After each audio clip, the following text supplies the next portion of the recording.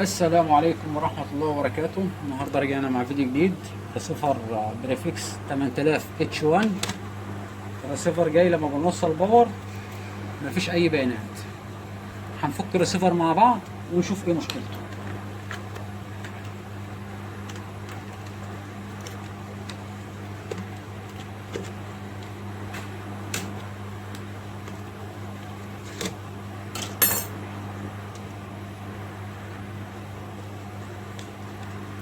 أول حاجة هنرفع الفولتات بتاعتنا.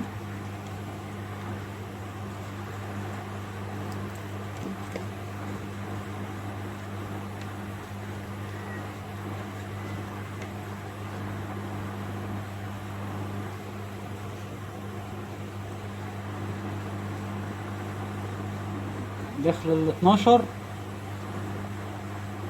في كتم على 12 فولت. طيب انا عندي هنا ال 12 فولت فيها كتم.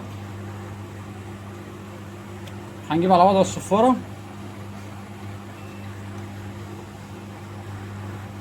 ونبدأ هنا على مدخل ال 12 مفيش شرط معانا، على الريجوليتور مفيش.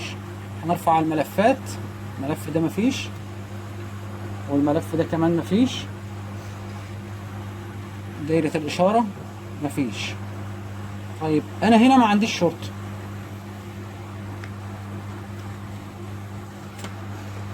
ولما بنوصل هات لي الباور سبلاي كده. الباور سبلاي 12 فولت معانا اللي هم دول، هذا 12 فولت معانا. شوفوا لما نوصل الريسيفر ايه اللي بيحصل في الباور سبلاي. انا كده وصلت تمام. تعالى هنا اهو، انا كده وصلت ال 12 فولت، ولما بنرفع الفولتيات هنا في كتم في الفولتيات، مع العلم ان مفيش عندي هنا ايه، مفيش شرطه على البورد. هنا مفيش مفيش مفيش مفيش مفيش، وادي الاشاره مفيش.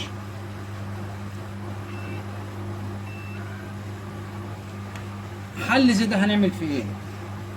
هنيجي رايح على الباور سبلاي بتاعي ونرفع الامبير بتاعه. نرفع الامبير بتاع الباور سبلاي، هنخليه 5 امبير. طبعا انا كنت ظابطه على 2 امبير، كده انا رفعت الباور سبلاي على 5 امبير. هنرجع للريسيفر. احنا زي ما اتفقنا ال 2 امبير وصلتهم، الريسيفر ما بيدينيش اي حاجه.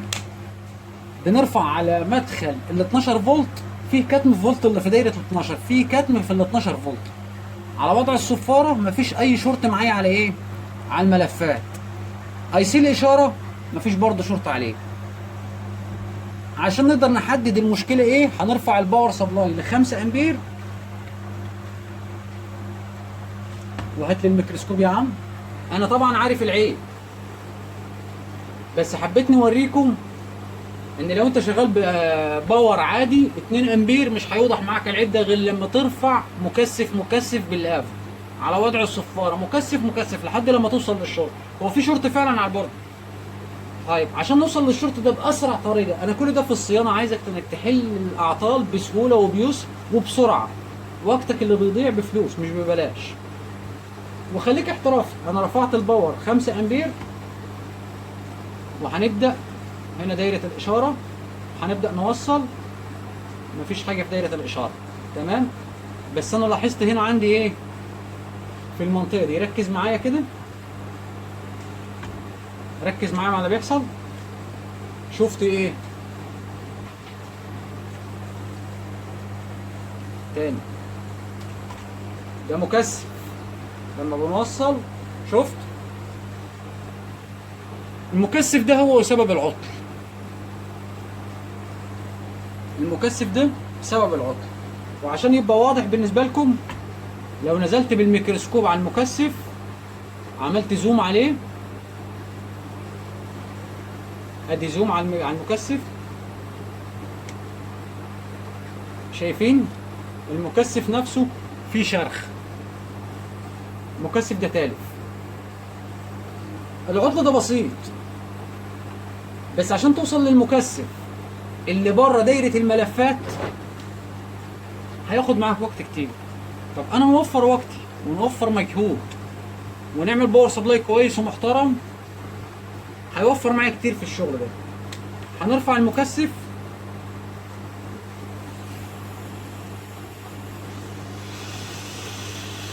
من مكانه.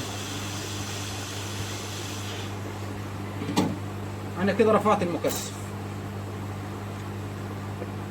صور لي الريسيفر. انا كده رفعت المكثف. هنبدأ نوصل الريسيفر بتاعي باور تاني.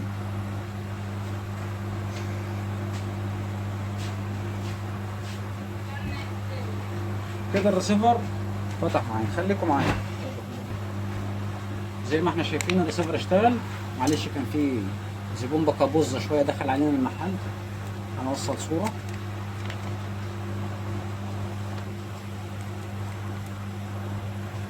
هات لي الشاشة.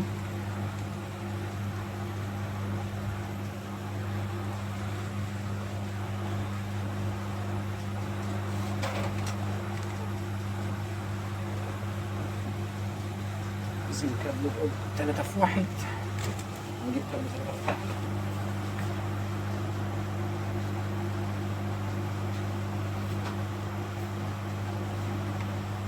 ادي 3 في 1.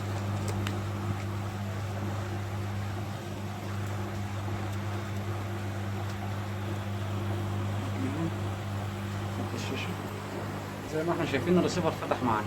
هنبدأ نجرب إشارة.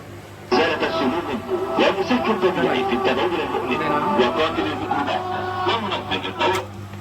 الهدف من الفيديو ده ايه؟ مش ان انا اوريك المكثف. الهدف مش ان انا اوريك ان في مكثف شورت. هدف اوريك ان باور سبلاي 5 امبير هتشتغل بيه في الورشه هيفرق معاك كتير في الصيانه وهيوفر عليك وقت كتير. انا علشان نوصل للمشكله دي لازم نرفع على وضع الصفاره المكثفات اللي في البورد. انا مدخل ال 12 عندي ما كانش فيه شورت.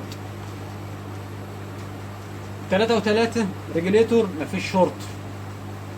جميع الملفات اللي هنا ما كانش موجود عليها شورت. حتى اي سي الاشاره نفسه ما كانش موجود عليه شورت. الشورت كان في الخارج.